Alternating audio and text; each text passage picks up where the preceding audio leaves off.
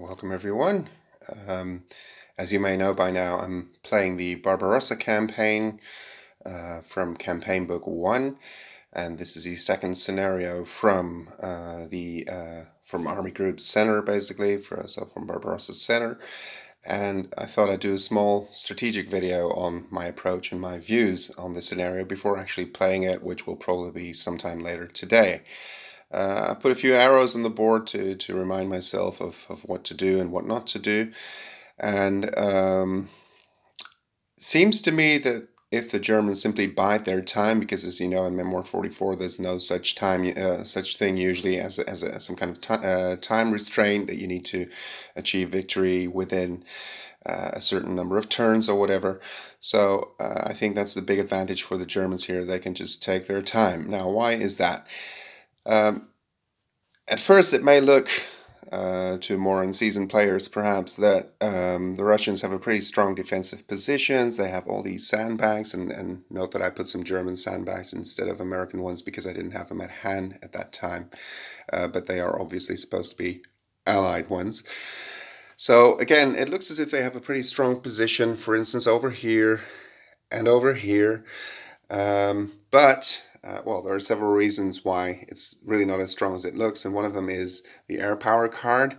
And of course, you may think, well, I mean, how often will the Germans actually draw the air power card? Well, actually, they have it now. I took it from the initial hand, but in this game also blitz rules are in effect, so the Germans can actually play any Recon 1 card as an air power card too, and okay, there's another effect to blitz, obviously, but that's something I can come back to as well. But so it's quite likely that these troops will be hit by air power cards, and another reason why it's really not as good a position, and the same thing is true here, maybe to a slightly lesser extent, but definitely for these troops over here, is you can just move all of these tanks one hex forward, and they will get to shoot at this infantry with one die each. The infantry can fire back with one die as well, but as you know, it's easier to hit infantry in Memoir 44 and in real life, I suppose, than it is to hit tanks. So the tanks will fire, if they stand over here, they will fire with one die at these infantry, and of course there are lots of tanks. The infantry will only fire back with one, and on top of that, of course, the commissar rules are in effect as well. So the Russians might not always have that flexibility they won't have that flexibility that the Germans do have to immediately respond. So again, if the Germans simply take their time and stand over here, fire at a distance away at this defensive line, it's really not as strong as it appears. And so what they should do is move one forward and attack. What they should not do, and that's what the red arrows denote, is to move adjacent to these units, because then they've lost their advantage. They would only fire with two dice themselves, whereas the infantry, even if it's down to a single figure, will fire back with three. You might consider that when there's only one figure left in the hex, and some of the troops next to them have been eliminated as well, or also down to one figure, then you might actually consider that. But until then, you really do not want to put tanks in close assault against, a strong infantry position such as this one. What else? The artillery here as well can also fire at these troops, or they can fire at this infantry here, which is really quite alone. The only other friendly unit is this Russian tank here, and note that this unit was the result of a very lucky reserve roll. Two stars were rolled, so you got it for free. So normally you wouldn't have this elite German unit. But you could divert one or two tanks from the center possibly and really clear this flank. Something else the Germans could do, they could move either this tank or this one. This one is possibly even a better idea, so you keep a strong force in the center. Move it over here and also fire at this infantry here. The infantry will fire with one die. You will get to fire, also with one die, but again, it's more difficult to hit tanks than it is to hit infantry, and this unit can just stay here and fire with one die, and this one would roll 0 in return because it would be 3, 2, 1, and because of the woods 0. So again, time is on the German side.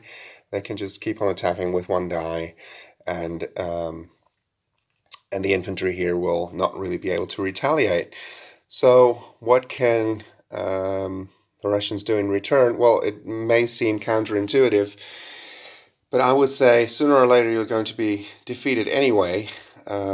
You might actually consider just moving these troops forward one hex and simply trying an attack. Of course, not right away on the first turn, I suppose, but against the German infantry here, should they move forward as well, you do have kind of a chance and maybe score some medals that way.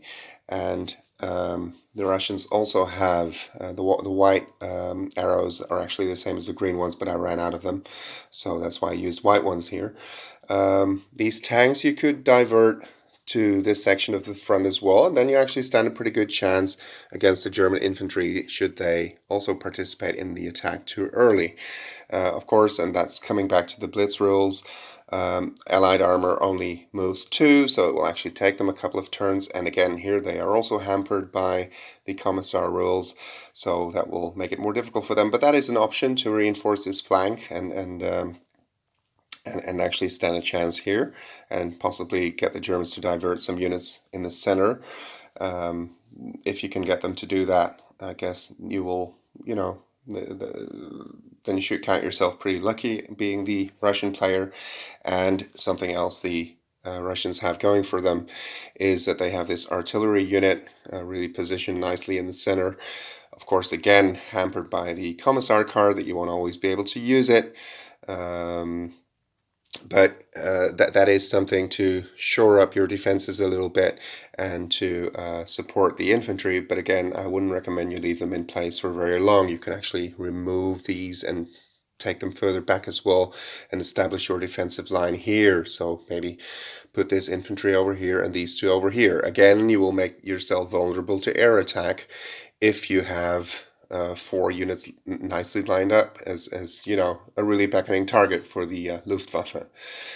Yeah, and of course, as nice as the artillery position may seem at first glance, of course, it would have been even better had it been in such a hex, because then you would be able to activate it more often, as it would be in 2 sections at the same time. So that would be an option too.